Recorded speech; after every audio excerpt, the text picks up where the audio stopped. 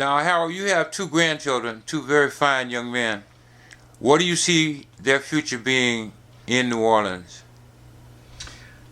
I don't know for sure that they have much of a future in New Orleans, because I don't know that New Orleans has much of a future in view of those things I just mentioned. But they're intelligent boys, and I'm sure they'll make wise decisions in terms of where they want to be in addition to what they want to be.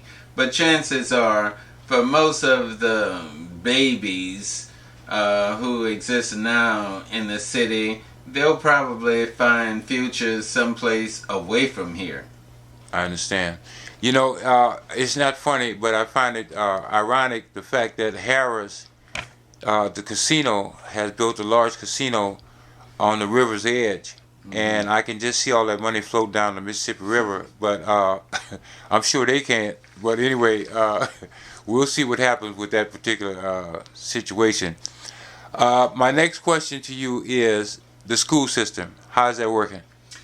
It's strange, and I'm sure it's receiving mixed reviews in terms of comparison with the old school system. The old school system was bad at some point. It wasn't always terrible, but just prior to Katrina, it was pretty bad. Many of the schools received failing grades, and now a lot of the schools have been taken over by young boys and girls from the Teach America program who don't have much experience at all in teaching children, especially teaching inner city black children.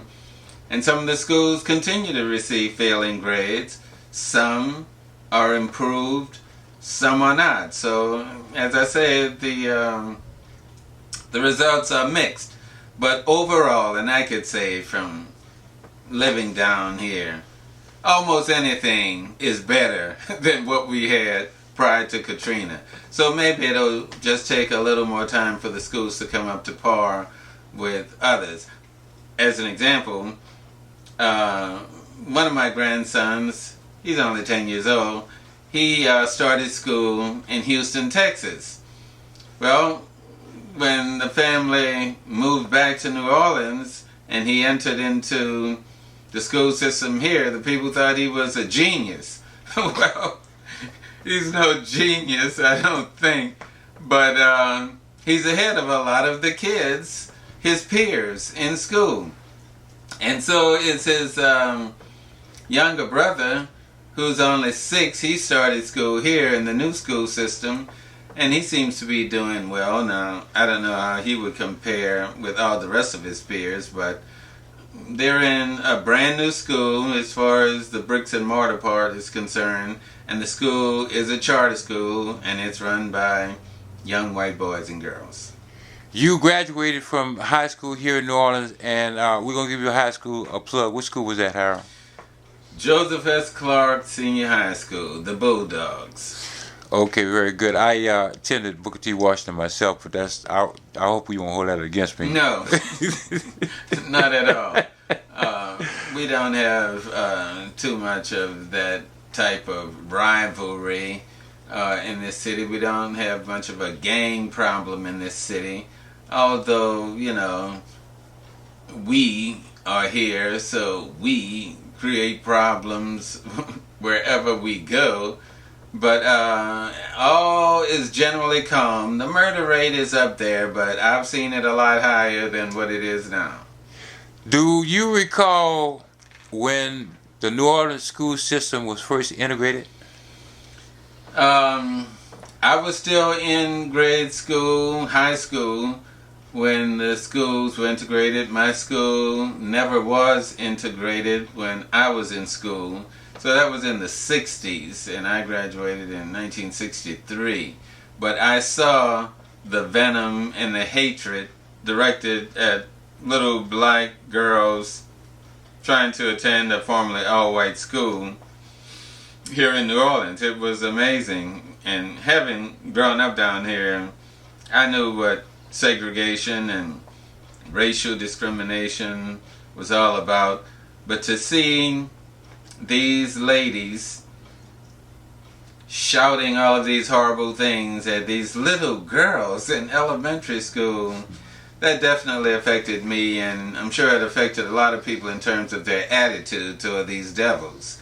On the one hand, you have good and bad, and on the other hand, you have just pure evil. And there are some purely evil people in this place, in this city, in this country. And the election of Barack Obama, the first time, brought out a lot of the evil in people who probably otherwise would have considered themselves moderates.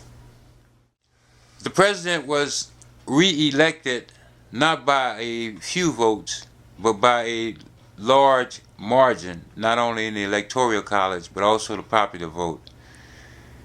And we still find ourselves facing the same stuff that he faced when he was in his first term. Will the country ever get over that stigma? The country has evil roots, I'm sorry. I don't think that'll change. Some of the people who would be opposed to that statement I just made would say that it was all business. It was all about business. Well, maybe business is evil. If business would destroy people's lives the way they have been in this country, and maybe some things can change, but it's hard to see. And I just may be one of these old people who just find it impossible to see a lot of positive change. Because after all, maybe half the people last time voted against the president, and were it not for the minorities and the women who voted, the Hispanic population who voted for the president, he would not have been elected. But it's a new country, so maybe I can see some positive changes with the old guard dying out and fading into a minority. They will receive the benefits of all of those minority programs. Have you yourself ever given any thought to a political career or entering into the political realm? The political process is corrupted, and I believe it corrupts most of the people who go into it. That's why a lot of decent people will not join the political system and run for public office, because you need a lot of money. Look how much money was spent on this campaign and many other campaigns. And when you accept a lot of money from people, you owe them. I mean, not too many people can accept all that money from sources and then say, no, I don't have to do anything for you. They do things for those people and not for all of the other people who voted for them.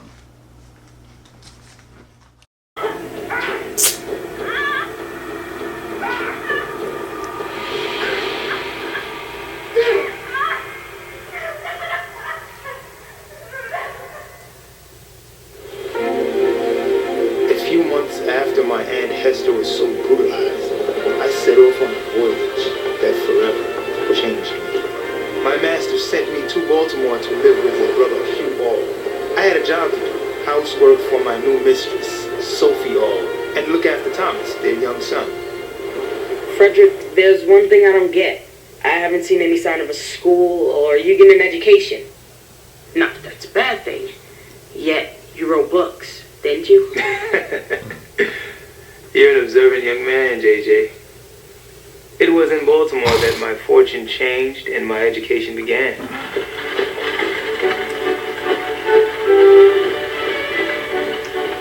Excuse me, miss. Do you know where the Alts home is? It's that house right over there.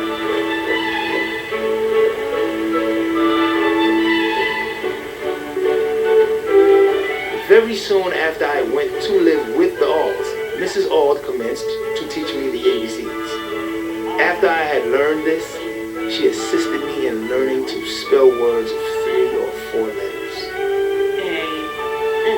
She was unlike any white woman I had ever known. Blissfully for me, she had not been poisoned at the well of slavery and believed that every child deserved an education. That was before her husband discovered our lessons. Oh, wait, please. 1 second. Now.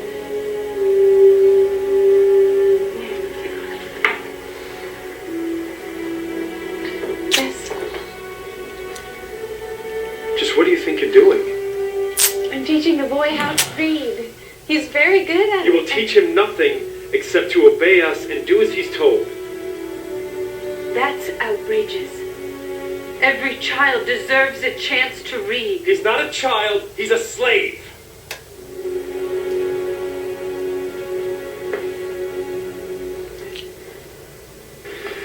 Believe me, please. If you teach a slave how to read and write, you'll do him more harm than good. It's dangerous.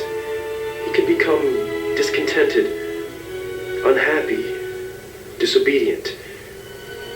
That only leads to trouble and misery for us and for him. Do you understand?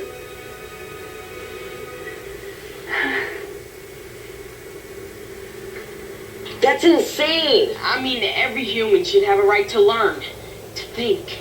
But I'm not human, JJ. Not yet. What are you talking about? Slaves are property, like a horse. Only owners usually treat horses better. But Mr. All was right about one thing. The danger of educating a slave. Remember I told you about two practices that were critical to the continued existence of slavery as an institution in this country? Breaking your families apart. And beating you if you did something wrong? Or even if you didn't. The third and most crucial depredation was to deny slaves an education. Because an educated slave can overcome the isolation and pain caused by the first two practices. Get out of here, boy. There's work to be done, wood to be sorted. Don't ever let me catch you trying to read again.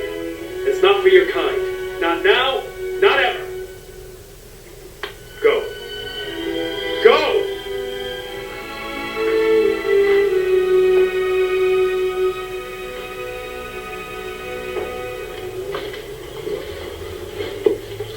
But Mr. Auld was too late. From that moment, I understood the pathway from slavery to freedom. Though conscious of the difficulty of learning without a teacher, I set out with high hopes and fixed purpose, at whatever cost of trouble, to learn how to read. That which to him was a great evil was to me a great good, to be diligently sought. Hello, Freddy. Wanna play? I got work to do. Okay.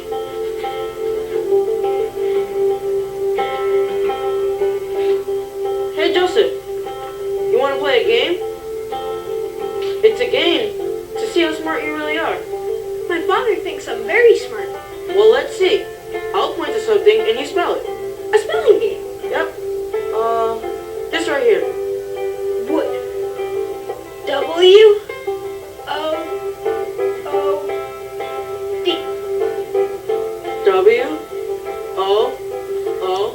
What's this? The plan which I adopted, and the one by which I was most successful, was that of making friends of all the little white boys whom I met in the street. As many of these as I could, I converted into teachers.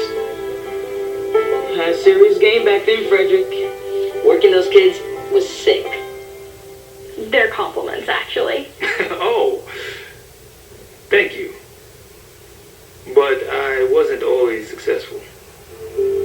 The more I read, the more I was led to detest my enslavers.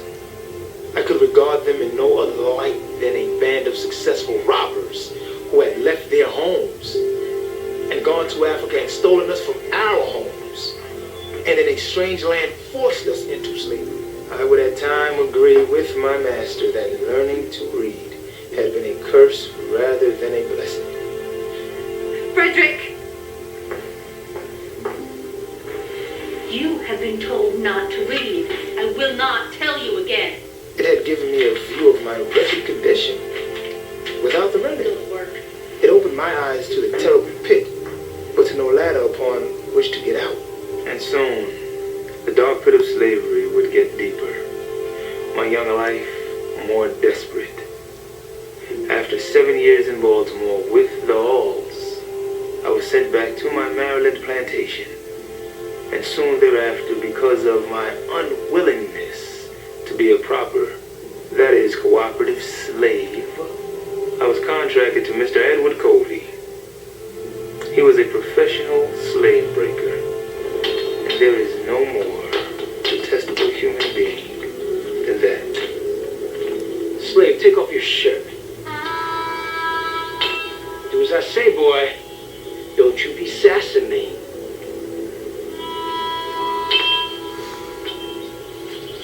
You got some learning to do. And you're gonna find me to be a splendid teacher.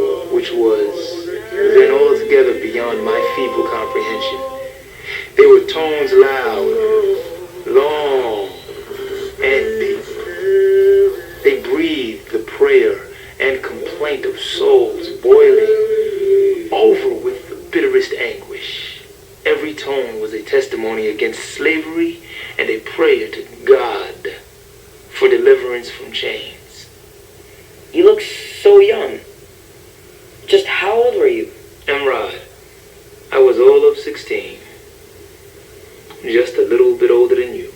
I don't understand, Fredrick. How did you do it? How can anyone escape this hell? JJ, you have seen how a man was made a slave. Now, you shall see how a slave became a man.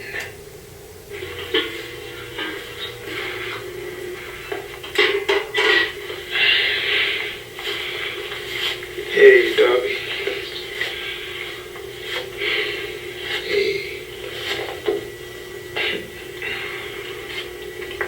Seems like you got it hard. Not as hard as me.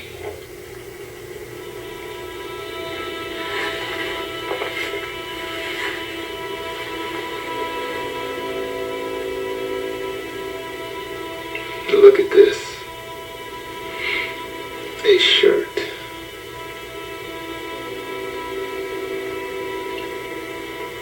You don't need a shirt.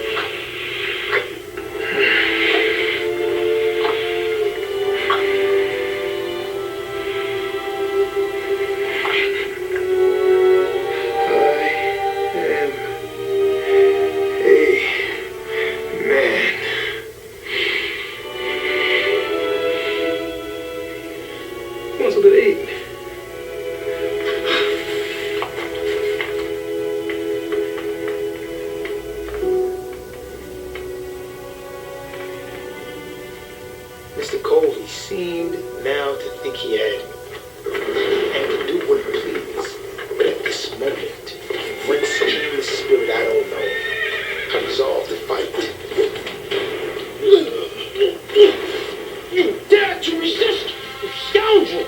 Yes, sir.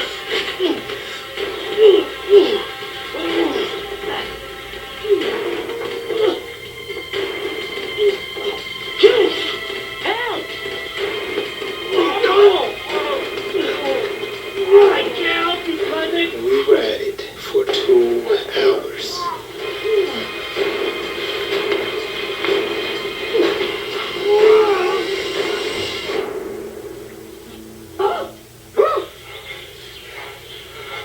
I would not have beaten you so bad had you not resisted.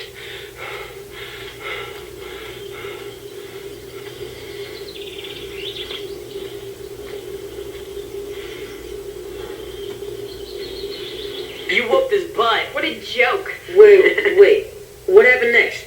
Did he try to kill you? Or get some other slave-owning thugs to hold you down and beat you up? He never lay a hand on me again. That's great. But I don't get it. Why would he let you off? Simple. A slave broke a slave breaker. If word got out, his reputation would be ruined. Afterwards, Mr. Covey would occasionally say he didn't want to get a hold of me again. I thought, best not, for you will come off worse than you did before.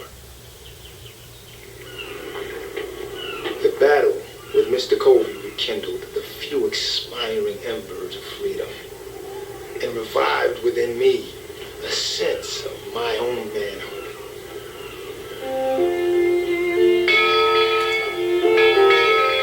That was 2 years ago. And then my master sent me back here to Baltimore to work again for Hugh All. Now, buddy, the 4:30 train, first enough, half the grass, all aboard! And now, having endured 20 years of slavery, witnessed countless horrors, I'm determined to escape slavery's bloody chains this very day, or die trying. What? You mean right now? Right here?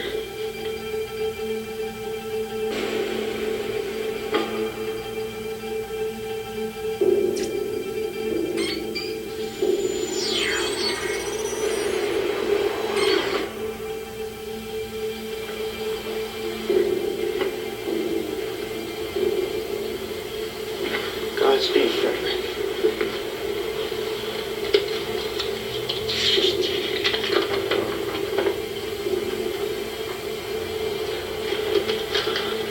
Praise be to God. Thank you.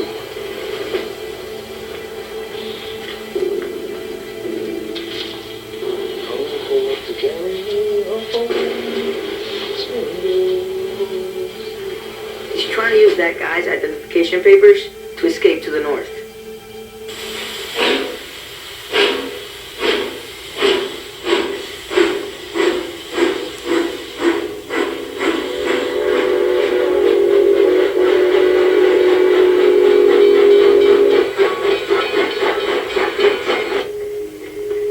Tickets, please. Tickets. Thank you, sir. Thank you, sir. Tickets. Ticket, ma'am. Here you are, sir. Thank you, ma'am. Ticket, sir. Bloody British. Right you are, sir. They have some nerve attacking our ships and sailors. Show me your free papers, boy. Let's go, let's go, let's go. I don't have all day. You better have your proper papers or I'll tie you up and hold you before the authorities at Havre de Grace. Do I make myself clear, boy? Yes, sir. That's good. Good. Ticket? I need to buy one. I suppose you have your free papers, young sailor? No, sir. I never carry my free papers to sea with me. But surely being a sailor for our country, you have something to show you are a free man, haven't you? Yes, sir. I have a paper with the American eagle on it that will carry me around the world.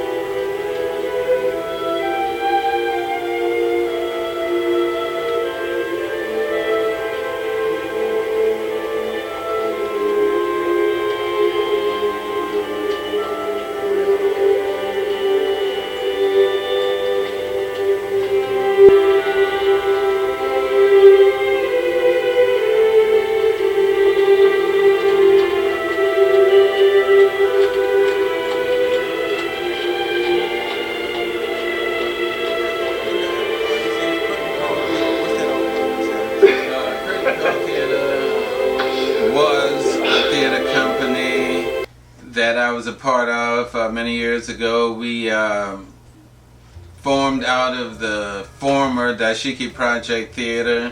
Some of the men from that group decided to go out and do theater in unconventional venues. We performed black playwrights, plays in restaurants, nightclubs, barrooms, any place we could get a place to play.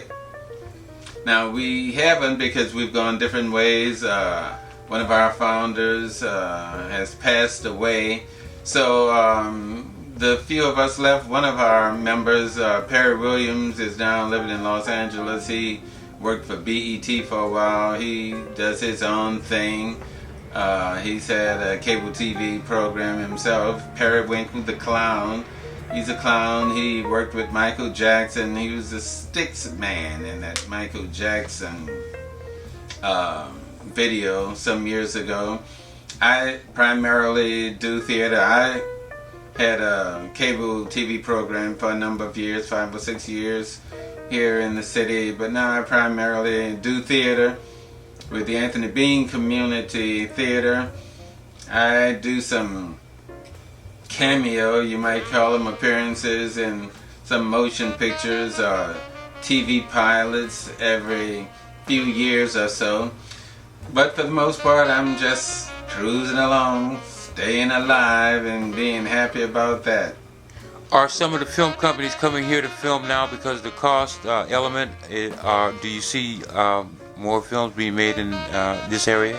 Well, as I mentioned to you once before when we had this conversation, the state in its wisdom has provided financial inducements for film companies to come here. So it's cost effective for film companies to work here, shoot films here.